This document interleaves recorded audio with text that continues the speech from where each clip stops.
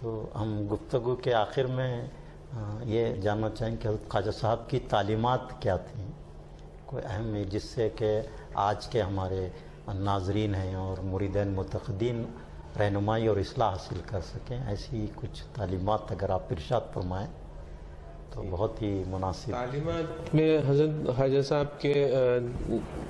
تصوف کی تعلیمات اور تربیت کے تعلق سے جو جو باتیں تھیں وہ تو ہیں، لیکن عام عوام کے لیے آپ نے جو پیار محبت کی باتیں کی ہیں کہ انسان سب، جیسا حضور صلی اللہ علیہ وسلم کا ارشاد ہے کہ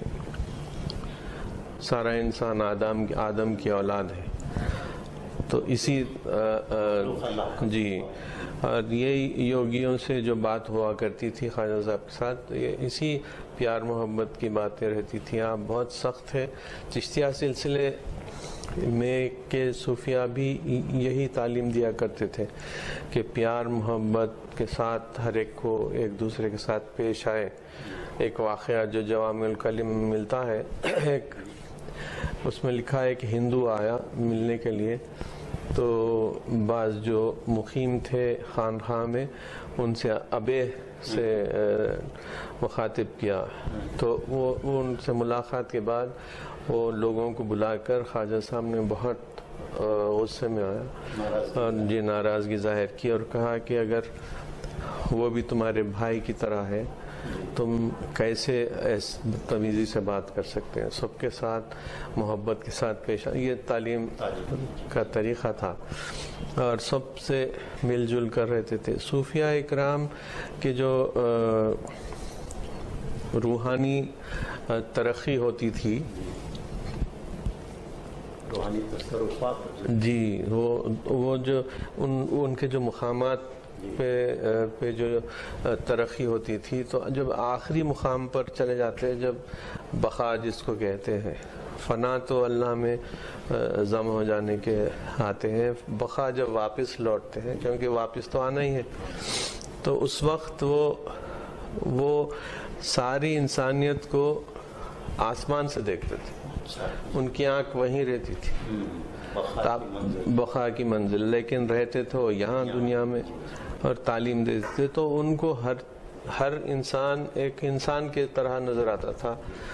کوئی ہندو ہے، مسلمان ہے، کرسچن ہے، سکھ ہے، یہ باتیں سامنے رہتی نہیں تھی، کیا لباس پہنے ہیں یہ بھی نہیں رہتا، سب ایک،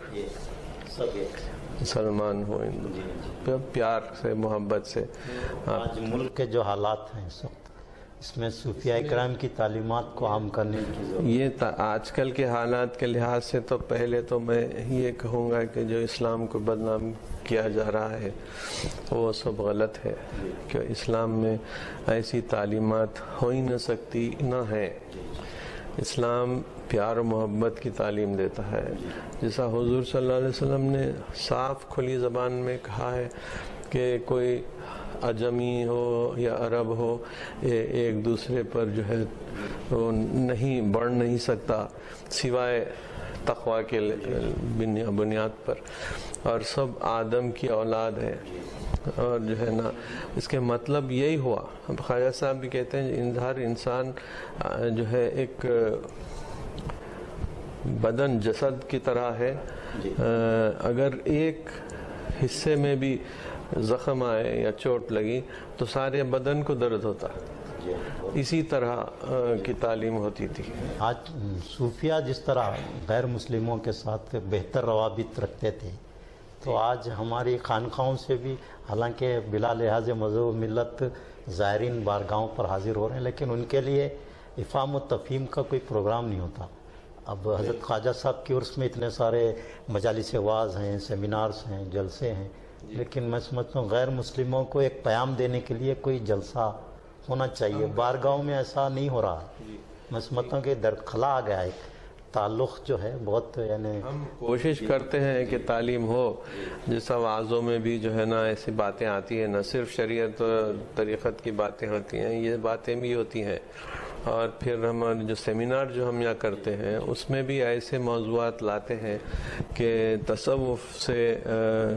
انسانیت کا کیا تعلق ہے اور کیسا اس کا اثر ہوتا ہے، خواجہ صاحب کی تعلیمات کیسی تھیں اس تعلق سے، یہ موضوعات رہتے ہیں کرتے میں یہ عرض کر رہا تھا کہ غیر مسلموں کو ان کی زبان میں، جیسے کنڑا ہے یا انگریز زیادہ یہاں کے تیلگو کنڑا کے آتے ہیں، ایک یہاں تیلگو کا ایک صحافی آیا تھا، کیبنٹ منسٹر ہوئی تھی، تو سخت اس نے مجھ سے خواہش کی کہ حضرت خواجہ صاحب کی سوانح عمری تیلگو زبان میں مل سکتی ہے کیا؟ تو ہمارے پاس کنڑا میں ہی دستیاب نہیں ہے، تیلگو تو بہت یہ جو کتاب ہے میری خواجہ صاحب کے حالات پر، وہ اس کا ترجمہ کیا گیا تھا اور وہ تصحیح کے لیے میں نے دی تھی کسی صاحب کو، لیکن وہ واپس آئی نہیں ابھی، وہ میں ابھی کوشش میں ہوں کہاں پر ایکسپرٹس نہیں ہیں غیر مسلموں سے ہمارے روابط جو میں چاہ رہا ہوں کہ اکیڈمی میں تراجم ہو خواجہ صاحب کی کتابوں کے بھی کم از کم اقتباسات، کنڈا میں، تیلگو میں، ہندی میں، ہر زبان میں۔ آپ کو یہ جان کر تعجب ہوگا کہ ابھی تک ہم ہے نا مسجد اور درگاہ کا فرق غیر مسلموں کو نہیں سمجھا سکے۔ تو یہ بہت بڑا ایک آج کے زمانے کے اعتبار سے ساری غلط فہمیاں جو اسلام کے مسلمانوں کے بارے میں پائی جا رہی ہیں، اس کو دور کرنے کے لیے یہ کام ہونا بہت ضروری ہے، اور بارگاہوں سے یہ کام ہو سکتا ہے۔ جی ہاں، جب میرا اپنا خیال ایسا ہے کہ آج جماعتیں تو بہت ہیں لیکن وہ آج ناکام ہو چکی ہیں۔ صوفیہ کی تحریک ہی اس کام کو آگے لے جا سکتی ہے اور کامیاب ہو سکتی ہے۔ صوفیہ کی تحریک کو دبایا جا رہا ہے، یہ چاہے جو بھی ذریعہ ہو، وہ ذریعے سے تحریک کو دبایا جا رہا ہے، اور وہ غلط ہے، کیونکہ اسلام ہم کو جینا سکھاتا ہے، مرنا نہیں سکھاتا۔ اسلام کو دیکھیے، عموماً یہ جو اورینٹلسٹ جو ہیں، جو مغربی جو لوگ ہیں، جو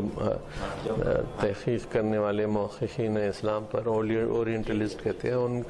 انہوں تو اسلام کو وے آف لائف کہتے ہیں، مذہب سے زیادہ کہتے ہیں that's a way of life. بالکل صحیح بات۔ تو اسلام ہمارے پاس بھی، ہم بھی جو ہیں جو سیکھتے ہیں یہی کہ جو دوسرے عالم میں جانے سے پہلے دنیا میں جینا ہم کو ضروری ہے۔ ہم کو یہاں کے اعمال کا اثر اس دنیا میں ہوگا جب مرنے کے بعد جائیں گے۔ اپنے دنیاوی ذمہ داریوں کو پورا کرنے کا حکم ہے، اس میں ایسی کوئی چیز نہیں ہے کہ جو ہے آپ ترک کے دنیا کر دیں، آپ چھوڑ دیں، یہ غلط ہے۔ حضرت نظام الدین اولیاء نے بھی یہ فرمایا کہ ترک دنیا سے مطلب لنگوٹ باندھ کر جنگل میں چلے جانا نہیں ہے، وہ تو بہت آسان ہے کرنا، لیکن ترک دنیا سے مطلب یہ ہے کہ دنیا میں رہو، کھاؤ پیو، ذمہ داریاں پورے کرو، لیکن ان چیزوں سے محبت مت رکھو۔ جیسا کوئی چیز بھی، اب ہماری ایسا ہے اگر ایک پین ٹوٹ جائے تو ہم کو ایک دم رنج ہوتا ہے، یہ چیز نہیں ہوتی، کیونکہ یہ فانی چیزیں ہیں سب۔ بہت اچھا پیغام آپ نے دیا ہے۔ پروگرام کے آخر میں آپ سے گزارش ہے کہ ہمارے ناظرین کے لیے حضرت خواجہ صاحب کا پیام بندہ نوازی عنایت فرمائیں۔ تو میں ہمیشہ یہی کہتا ہوں، ابھی بھی یہی کہوں گا کہ حضرت خواجہ بندہ نواز کا پیام سب کے لیے صرف پیار و محبت ہے، ایک ساتھ جینا مرنا، سب ایک ساتھ رہے اور بڑی محبت کے ساتھ ایک دوسرے سے پیش آئے۔ جی، تو ناظرین، ہم سجاد نشین قبلہ کے بہت ہی ممنون و مشکور ہیں کہ حضرت نے اپنی عرس شریف کی بے انتہا مصروفیات کے باوجود ہمارے لیے وقت نکالا۔ اللہ اللہ اللہ اللہ اللہ